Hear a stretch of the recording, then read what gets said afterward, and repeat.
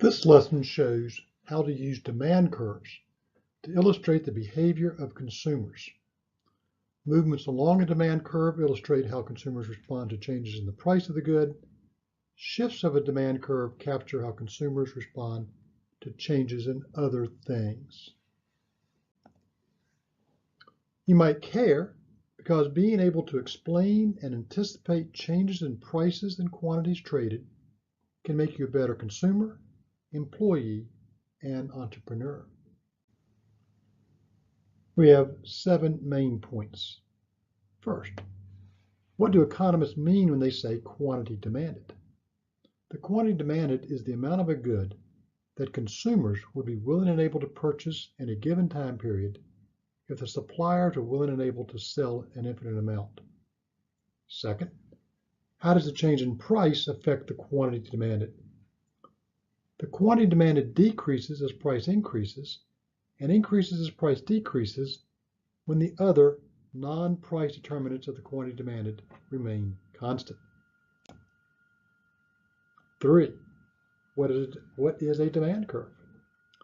The demand curve plots the relationship between price and the quantity demanded when all else is constant. Is the price of the good the only thing that affects how much of the good consumers want to buy? Of course not.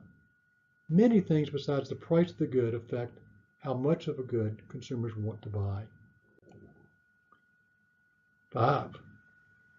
When a change in something other than the price of the good affects the quantity demanded, the demand curve shifts. What is the difference between normal and inferior goods?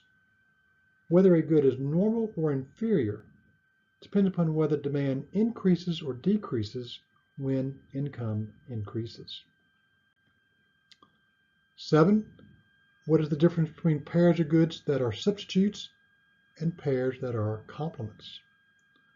Whether goods are substitutes or complements depends upon whether the demand for one good increases or decreases when the price of the other good increases. After the lesson, the successful student can state the law of demand and explain why someone would expect it to be true. They can state what causes consumers to move along the demand curve and in what direction. They can state what causes the demand curve to shift and in what direction. They should be able to state the difference between substitutes and complements and between normal goods and inferior goods.